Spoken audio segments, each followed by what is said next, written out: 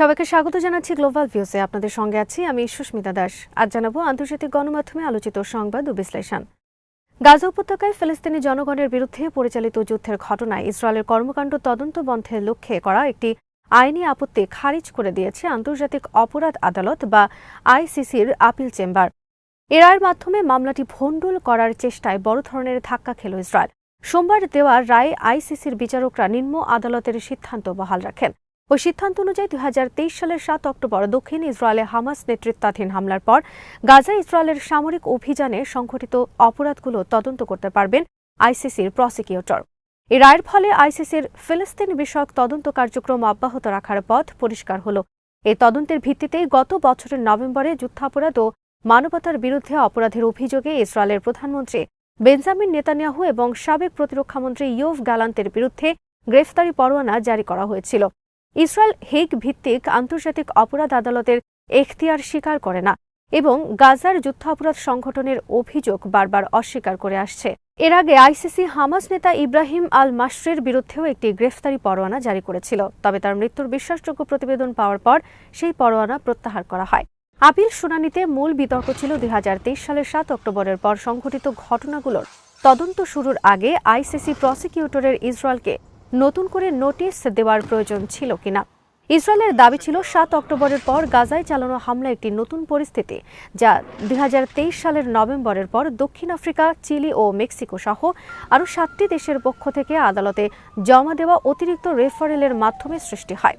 তবে বিচারকরা এই যুক্তি প্রত্যাখ্যান করে বলেন 2021 সালে ফিলিস্তিনের সংঘটিত অপরাধের তদন্ত আনুষ্ঠানিকভাবে শুরুর সময় আইসিসি যে নোটিশ জারি করেছিল সেটি পরবর্তী ঘটনাগুলোকেও অন্তর্ভুক্ত করে। ফলে নতুন করে কোনো নোটিশ দেওয়ার প্রয়োজন নেই এবং নেতানিয়াহু ও গ্যালান্টের বিরুদ্ধে জারি করা গ্রেফতারি পরোয়ানা বহাল থাকবে। গাজা উপত্যকায় লাগাতার বোমা বর্ষণ এবং মানবিক সহায়তা প্রবেশে অবরোধ তৈরি করে ইসরায়েল যে গণহত্যা চালিয়ে যাচ্ছে তার তীব্র নিন্দা জানিয়েছে ইরান। তেহরান বলেছে এই গণহত্যার জন্য শুধু ইসরায়েলই নয়, তাদের পৃষ্ঠপোষকরাও সমানভাবে দায়ী। সোমবার ইরানের পররাষ্ট্র মন্ত্রণালয়ের মুখপাত্র ইসমাইল বাকাই বলেন, জাতিসংঘের নেতৃত্বে আন্তর্জাতিক সম্প্রদায়ের দায়িত্ব হল ইসরায়েলের অপরাধ বন্ধে তাৎক্ষণিক ও কার্যকর ব্যবস্থা নেওয়া এবং দায়ীদের জবাবদিহির আওতায় আনা। তিনি আন্তর্জাতিক মানবিক আইনের প্রকাশ্য লঙ্ঘন, যুদ্ধাপরাধ ও মানবতার বিরুদ্ধে অপরাধের জন্য ইসরায়েলের কঠোর নিন্দা জানান।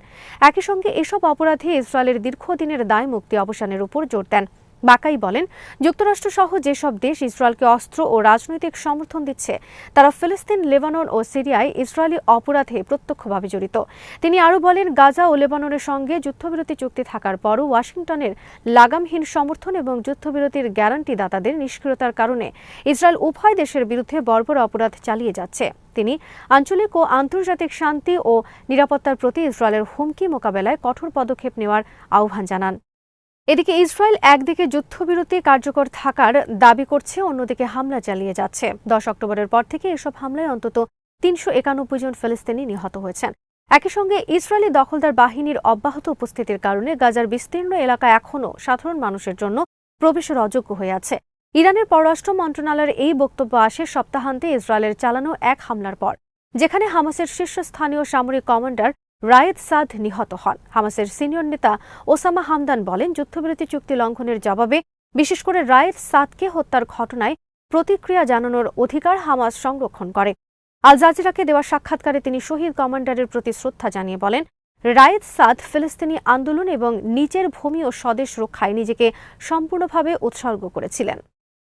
Euro Mediterranean human rights monitor সতর্ক করে বলেছে, গাজার বৈজ্ঞানিক, চিকিৎসক, শিক্ষাবিদ ও গণমাধ্যম কর্মীদের এলাকা ছাড়তে সহায়তা করার জন্য সক্রিয় ও সমন্বিত প্রচেষ্টা চলছে।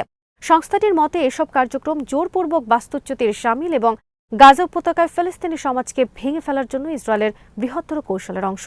আল জাজিরাকে দেওয়া সাক্ষাৎকারে সংস্থাটির প্রধান ডক্টর রামি আব্দো বলেন, গুরুত্বপূর্ণ দক্ষতা সম্পন্ন ব্যক্তিদের বিশেষ ভিসা, বৃত্তি, চাকরি বা উদ্ধার অভিযানের নামে গাজা ছাড়ার ব্যবস্থা করা হচ্ছে। এসব উদ্যোগ বাছাই ভিত্তিকভাবে এবং গাজা ইসরায়েলের যুদ্ধ পরিস্থিতির সঙ্গে সমন্বয় করে বাস্তবায়ন করা হচ্ছে। তিনি জানান, স্বাস্থ্য খাতে ব্যাপক হামলা, হাসপাতাল ধ্বংস এবং চিকিৎসক হত্যার পাশাপাশি অবশিষ্ট বিশেষজ্ঞদের চলে যেতে উৎসাহিত করা গাজার জীবন ধারণ সক্ষমতাকে মারাত্মকভাবে ক্ষতিগ্রস্ত করছে। একইভাবে প্রভাবশালী সাংবাদিকদের চলে যাওয়ার ফলে পেশাগত সক্ষমতা ও অপরাধ নথিভুক্ত করার শক্তিও দুর্বল হচ্ছে। আব্দো বলেন, এটি একটি সমন্বিত পরিকল্পনা। একদিকে পেশাজীবীদের হত্যা, অন্যদিকে জীবিতদের গাজা ছাড়তে সহায়তা। ইউরোমেড মনিটরের হিসাবে যুদ্ধে প্রায় 200 বিশ্ববিদ্যালয়ের অধ্যাপক সহ বহু বিশেষজ্ঞ নিহত হয়েছেন।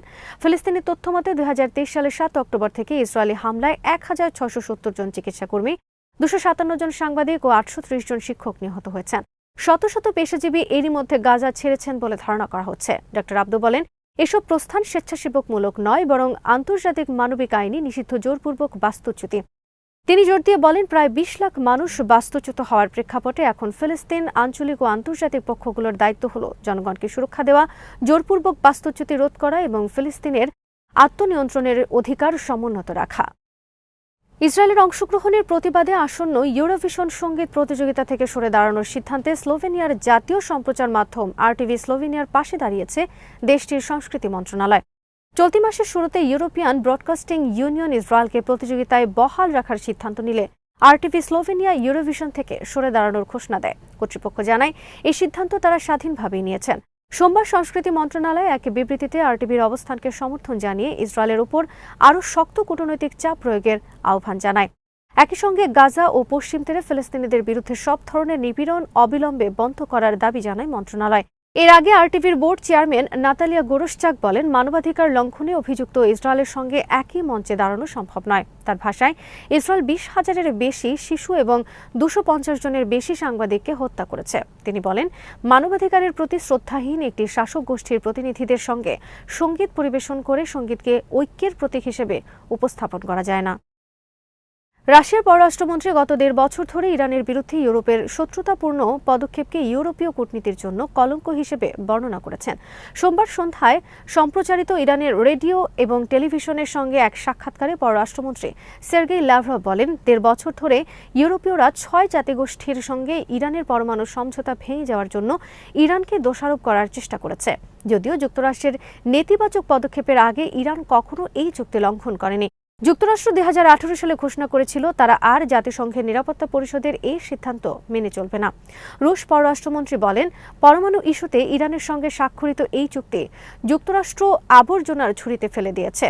তারপর পশ্চিমারা, বিশেষ করে ইউরোপীয়রা যুক্তরাষ্ট্রকে অনুসরণ করে ইরানকে সমঝোতা বাস্তবায়ন না করার জন্য অভিযুক্ত করতে শুরু করে। লাভরভ বলেন, সমগ্র বিশ্ব ব্যবস্থা এখন ইরানের ব্যাপারে কঠোর পরীক্ষার সম্মুখীন। তিনি জোর দিয়ে বলেন, গত 1.5 বছর ধরে ইরানের বিরুদ্ধে ইউরোপের শত্রুতাপূর্ণ আচরণ এবং অবৈধ পদক্ষেপ ইউরোপীয় কূটনীতির জন্য কলঙ্কজনক এবং তারা প্রতারকদের মতো আচরণ করেছে। আজ এখানেই শেষ করছি। সবাই ভালো থাকুন, সুস্থ থাকুন আর দেখতে থাকুন বিডি ভিউজ। চ্যানেলটি ভালো লাগলে সাবস্ক্রাইব করুন। সংযুক্ত থাকুন আমাদের ফেসবুক পেজে।